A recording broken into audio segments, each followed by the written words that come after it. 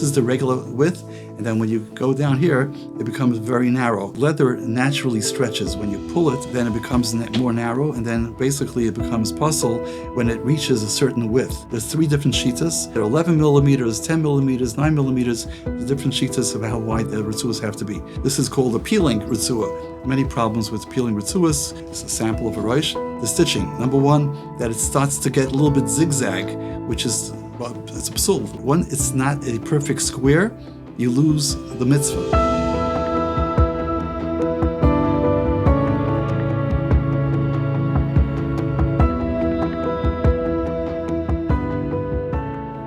Beruchim Abaim, and welcome to Torah Talks, Chazaq's Tuesday night program with special guests. We have with us all the way from Brooklyn, Rabbi Avraham Schachter. Baruch haba, welcome. Welcome. Thank you very much. Thank you for having me. Pleasure, all ours. Tefillin Awareness Project. Very, very exciting. Looking forward to talking about the Mitzvah of Tefillin. But before we do that, if we could get a little bit of background about yourself. I was born in Brooklyn, New York. Grew up in Crown Heights, the non-Lubavitch section. Not that there's anything wrong with Lubavitch, Chas v'Shalom, but it just happens to be, it's a non-Lubavitch area. From there, we moved to Flatbush. From there, I stayed in Flatbush all my life. And I went to Yeshiva Torah Vadas from elementary school all the way up till after I got married. Amazing. And I was lucky to have major gedolim as my rebbeim. For example, Rabbi Avraham Schachter, he was a rebbe for 2 years, and Rabbi Yisrael Belsky was my rebbe, and I learned with him for 25 years in the evening on the Monday night Chabura. So we had a special kesher with him. Amazing. Just for the record, we had both Rabbi Palm and Rabbi Belsky's sons on Torah Talks, the life and legacy of both rabbis. Make sure to check that out whenever you have a chance. Baruch Hashem, the amount of feedback we get is tremendous. We're very excited to do the Mitzvah of Tefillin. It's our first time having that topic on Torah Talks. And tell us maybe a little bit more about the Tefillin Awareness Project. How did it start? Is this relatively new? Has it been around? Okay, so this program started approximately 17 years ago. Wherever I've gone, every shul I've visited, I see people wearing the tefillin too low down on their head. That was basically the only thing that bothered me, because I couldn't really see what was going on in the other parts by the hand. But then I realized when I went out of town, it was in Florida. I was visiting in Florida, and I went to an elderly community, and I saw that most of the people in the shul were wearing the tefillin too low. And the Rabbi Michael Levy from Flatbush, he's a principal of a school here in Flatbush. He was there, and I went over to him. I said, "Am I crazy? Well, these people are wearing that tefillin too low. They're probably they're not fulfilling the mitzvah." He says, "You're right. Do something about it." So I came back to New York. I started thinking, who do I talk to? What do I do? I called up different organizations, Irgun Shir Torah I spoke to. They said, "It's a great idea. We're too busy. Maybe try to find another person to help you out." And I went back and forth. And in the meantime, I spoke to different people, and we came up with this concept, which initially we thought was a great idea. And so what we did was, me and 2 friends of mine, we went over to different rabbanim. They spoke to these rabbanim, said, "Please send your mispalim on a Sunday morning to this and this location," which is the Agudah of Avenue Well, where I got the hall for free. And that's currently Rabbi Leaf. Rabbi Moshe Tobi Leaf is the Rav there, who's my Rav. Also been in Torah Talks. Right, I'm sure. And we had 4 seifrim upstairs, and some yeshiva sent their bachrim there, and some people did come from the other shuls, but we had over 300 people. Wow. It was a beautiful event. But then I realized, even though it was a beautiful event, but I cannot continue this way because, first of all, I have a full-time job besides for this. So this is really, basically I have now 2 full-time jobs. But in any case, I saw the only way to continue this program is to go from shul to yeshiva to yeshiva, because otherwise it would be just impossible to continue. And I'm excited to have this program, B'ezrat Hashem, in our shul. Hopefully very soon. We're planning that out. Correct. And what do you think, Rabbi Avraham, makes the mitzvah of tefillin different than all the other mitzvot? What makes tefillin stick out? Okay, so firstly, there are many Gemaras that discuss the importance of mitzvahs tefillin. One Gemara says that the mitzvah of tefillin is equal to all the other mitzvahs combined. And then there's another Gemara says that if you put on your tefillin properly, it brings arichas yamim, long life. That's right. And there are other Gemaras that speak about the importance of tefillin. But my point here is that mitzvah's tefillin is different than, for example, matzah on Pesach or Sukkah or lulav and esrog, which are deraisas, but that's basically once or twice a year. This is 300 times each year. So 300 times each year, you are trying to fulfill the mitzvah, number one. Number two, there are two brachas each time you put on your tefillin, at least for the Ashkenazim. Sephardim, I know, put one bracha. But for the Ashkenazim, so it's 2 times. And if you're not mekayim the mitzvah, of course, that's a serious issue. Besides, for the brachas levatola, there are hundreds and hundreds saying of God's name in vain is a big issue, 100%. Right. And so that's why I believe that mitzvah's tefillin, that's my personal opinion, is that, of course, I can't compare the importance of one mitzvah of lulav and esrog versus 300 of tefillin. I'm not on that level to decide, what's more important. But just on the surface, it definitely seems to be extremely important, and no one disagrees. 100%. So I have the zchut, I have the merit to go to many, many offices, to give shirim, to give chizuk, inspiration to many different people, all types of backgrounds. And many of them, unfortunately, are not they're not holding, they're not religious yet. And what I try to do is that whenever I finish the chizuk, the inspiration, the shir, the class, I try to go around, everyone take something upon yourself. And many, many people, Baruch Hashem, thank God, took upon himself, and they constantly take upon themselves the mitzvah of tefillin.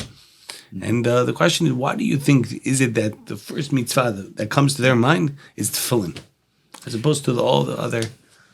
Well, off the top of my head, I would say, that's a pun, top of my head. So it's first of all, you're wearing the tefillin. You're putting the tefillin is on your head, which is the brain. You're putting it on your hand, which means koach, which is so it's you're also representing corresponding to the heart, next to the lev, right? Correct. So you feel like I'm wearing my tefillin. This is me. I am connected to my tefillin. That's off the top of my head. Right. But besides for that, like I said before, mitzvah's tefillin is so different than many other mitzvahs. Besides for the Gemaras I mentioned, there are many more Gemaras that discuss the importance of mitzvah's tefillin. Again, and then it's 300 times each year. And the Rambam also writes, and it's brought down in Menachos Mem Daled, that each time you put on your tefillin, you're mekayim 8 mitzvahs aseh. Many people don't know that. Check out the Gemara. 8 mitzvahs aseh each time you put on your tefillin. So it's 300 times 8 every year. So that's a big number.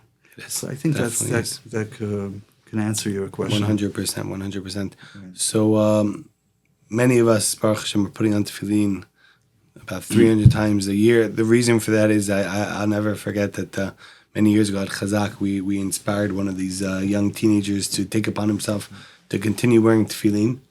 And, they would talk about their accomplishments, and one boy would get up there, and I put on tefillin for the whole month, Sunday and Monday and Tuesday and Wednesday and Thursday and Friday and Saturday. I'm like, Saturday? He's like, yeah, we said to put it on every single day. So the reason we have 300 times is not 365 is that because Shabbat we don't put on tefillin on holidays, and that's because there's an ot, there's a covenant between us and Borei Olam, and we know in Judaism there's shtei edim yakum, there are 2 witnesses that are needed. Mm-hmm. So for a man there's the brit milah, there's tefillin, and there's Shabbat and holidays. Whenever you have Shabbat and holidays, you don't need the tefillin. So that's the reason for that. But what issues come with regards to potential issues are there with regards to the tefillin? What's the big deal? Mm-hmm. I could just imagine someone saying that to himself. Right. Exactly. So that's a very important question to answer. There are approximately 20 different issues that we found in the past 17 years with people's tefillin. Now we do this program, we do not check inside. We don't check the parshiot. We check only the outside of the tefillin. Now I said the word only, that's a mistake. I shouldn't have said only, because there are more issues that people have with their tefillin on the external issues than internally. What do I mean? So we can now discuss the different issues. I'll just say what comes to mind. Sure. Number one, the kesharim, the knots. The knot of the rosh, the knot of the head. You cannot just put it wherever you wish. The halacha says that the knot cannot lay, no part of the knot can lay below where there's no hair growing. If once a little part of that knot hits an area where there's no hair growing, you're not mekayim the mitzvah at all.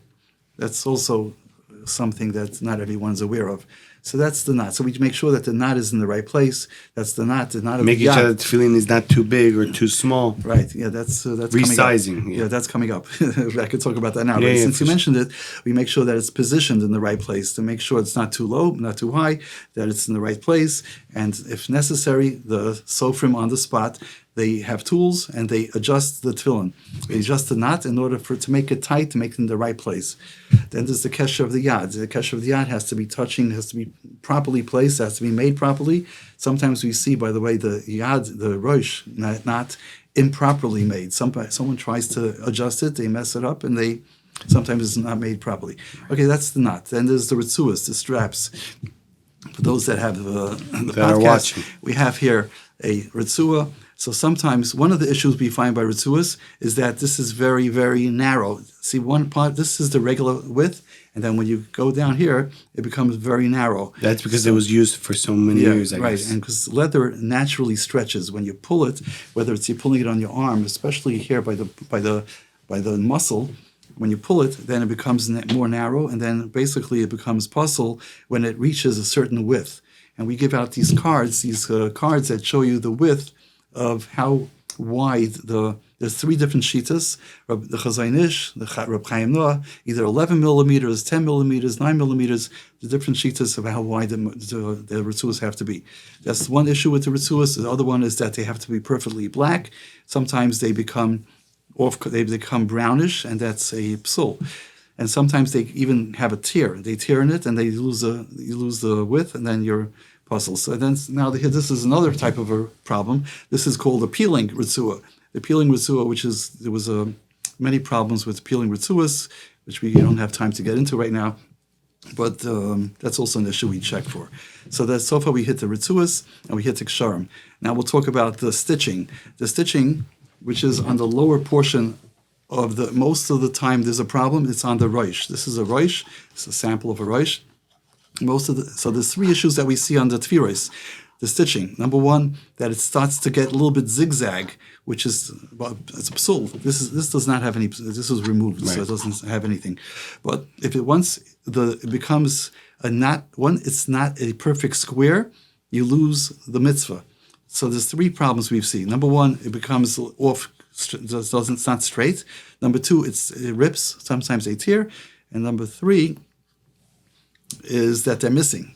Now we've seen, even by 14-year-old boys in a specific yeshiva in Lakewood, I just happened to be in Lakewood, that two of the boys in the class had half of the tefillos were missing. Now, how that happened and why that happened... They're only 14 years old. I know, so it makes no sense. The only thing we can think of is that the Sefer was in the middle of doing his work and he got disturbed and he didn't finish the job. But it doesn't happen often that they're missing, but it does happen often that they become a little bit zigzagged and they don't keep straight. So that's halacha l'mishum Sinai. It's a psul, the same way the top has to be a perfectly square, which is called ribua. This top one must be square the same way the tefillos have to be perfectly square.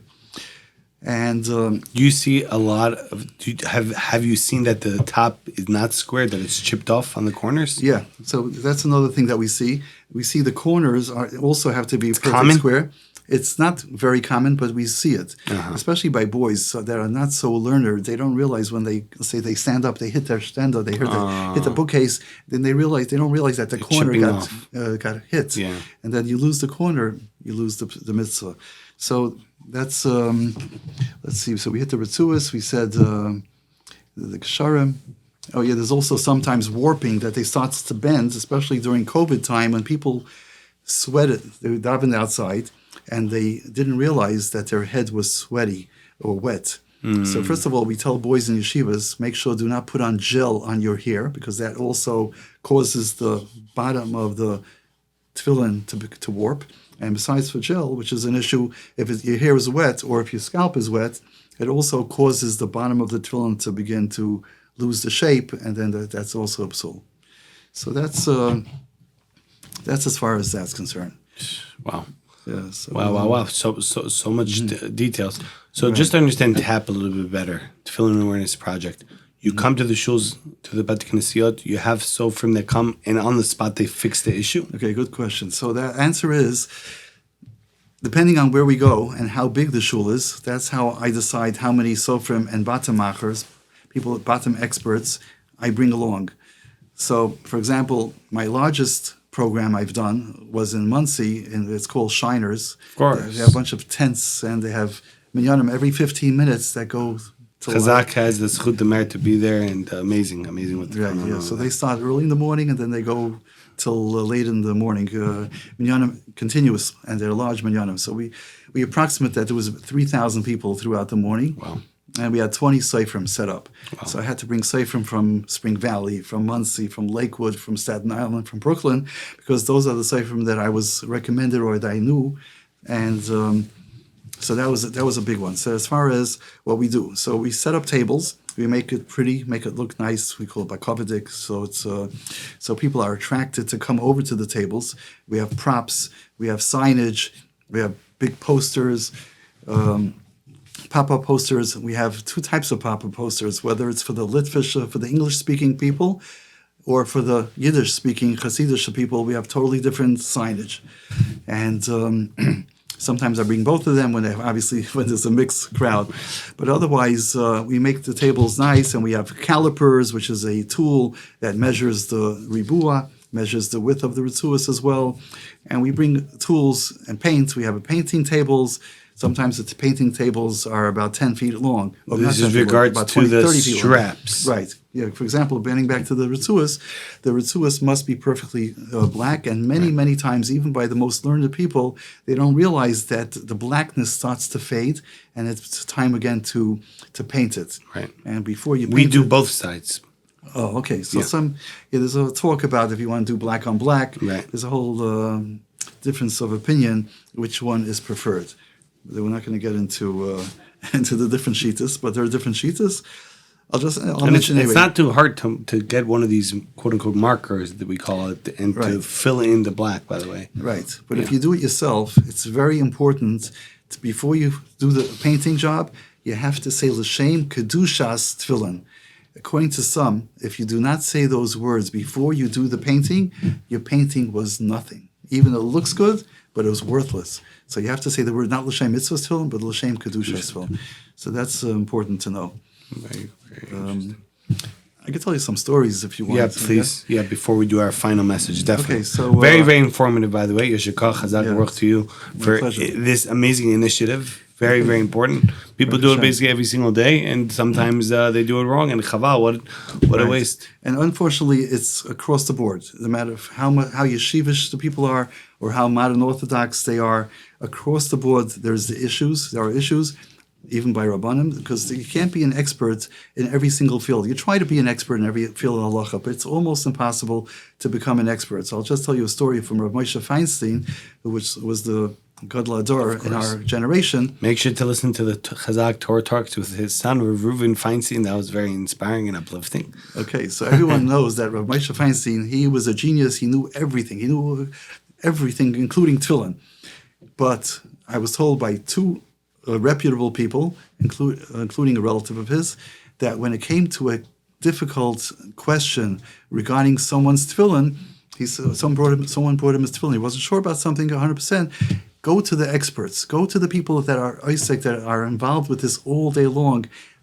Ask them the question. So even Rav Moshe, which to some people say, I can't believe that's true, but I had this confirmed by two people that are honorable. I just mentioned another story when I went to a more modern shul. The cipher looks at the boy's tefillin. It was like a 14-year-old boy. He says, where did you get your tefillin? Oh, my father bought it on Amazon. And so all of us, we dropped. We said, what? On Amazon you bought your tefillin? And he said, yeah, I got it for $175, including the bag. So actually I went on Amazon to see if it was true. It was like $175, including the bag. And Amazon, interestingly, at that time when I looked at it, it said if you're able to pay for better quality, you should try to get better quality. This is like the lowest quality. They say it was kosher, of course, and it's... Was it kosher? We don't know. So the end of the story is, we told the father of this boy, because it was a father and a son that were there, go to Lakewood, because it was in Twin Rivers, New Jersey. He said, go to Lakewood, because that was the closest town that we knew where we can find a batzamacher, and let him open it up, let him check it out. I didn't want to hear the end of the story Right, because I right. knew more or less before listening what it's all about. So I just like to give a couple of messages. Number one, make sure do not leave your tefillin in a hot car. During the summertime, if you leave your tefillin in a hot car, it is 100% going to be a problem. Now, the question is how many hours and how many degrees is it outside? So I'll just tell you, if it's 85 or 90 degrees outside, with the windows closed, inside the car, it's way over 100 degrees. And if you leave your tefillin, it loses the chazaka. And you must then go to a tefillin, to a batamach or to a sefer and have your tefillin checked. Because what happens is, and I had this verified by many seferim, he says, a number of people brought me that tefillin after they left it in the car, and the ink starts to drip and starts to... From within the bottom. From within the parshas. The on top, the written words on the parshios, they start to drip and then becomes psul. With a cold car, it's also not good to keep it in a cold car, but hot cars are much bigger issues. So we've been to, like I said, to Beis Medrash Gavoa, BMG. We've been to Satmar shuls, both Satmar types of shuls, and both Bav shuls, and Young Israels in Hollywood, Young Israels in Brooklyn, and Baruch Hashem, I haven't gotten complaints. And the only complaint is sometimes the line is a little bit too long because you can't really figure out how many seifrim to bring. Sometimes I bring 3 seifrim, sometimes 1, sometimes up to 20 seifrim. So that's something you can't really know for sure. It's amazing. Shukach for taking upon yourself this holy mitzvah of the mitzvah of Tefillin. Like you said in the beginning, so many amazing benefits. Arichut Yamim, long life. So many mitzvot applied to it. So we have a minhag, we have a custom in Torah Talks. Rabbi Avraham, a final message for our broad audience. Okay, I would say the final message, since I'm doing this for so many years, Baruch Hashem, with Siyata D'Shmaya, I'd like to say that I really believe, this might sound a little bit extreme, that it's an obligation of every school and every shul to bring this program to their shuls, to my community. I don't get paid a penny. I don't take a penny. This costs me thousands of dollars, this program. So you don't think it's a business. I'm not trying to promote any business. But I'm trying to promote mitzvahs and brachas levatala, and to people to be mekayim the mitzvah almost every day of their lives. That's what I'm trying to promote. And I see it every day, no matter which shul I go to, whether it's a rav that's a well-known rav and in the most religious community, or if it's not such a religious community.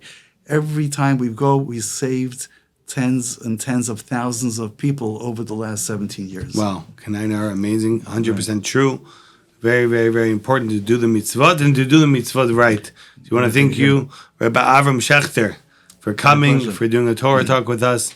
We should be zachet to hear only Besarot Tovot, only good news. In B'zchut, in merit of the mitzvah of Tefillin, we should see the Geula Shlema. Amen. Thank you very much for all the work that you've done. We've seen you around all over the place, and you're doing tremendous work for the Klal. We should be able to do much more. B'ezrat Hashem, we want to thank our amazing audience. Thank you very much for joining us for yet another amazing Chazaq Torah Talks. Tuesday nights, 8:30 p.m. Eastern Standard Time. Chazaq.org/live, chazaq.org. And available on all the different podcast players. Special thank you to our friends at Torah Anytime. Special shout out to Daily Giving, $1 a day. Goes a very, very far way. Everybody should look into that as well. And to the most amazing Chazaq members, staff, supporters, we're forever grateful for all that you've done and do. We encourage everyone to be part of the revolution. So many amazing things happening at Chazaq. Constantly innovative ways of spreading Torah and doing good for the community. Be part of the revolution. Chazaq.org, chazaq.org/donate. Every single dollar could really, really go a very far way and support an amazing, amazing cause, saving so many neshamot and souls, especially with our Kiruv programs. And until next time, B'ezrat Hashem, Besarot Tovot, only good news. Thank you so much. Thanks for having me.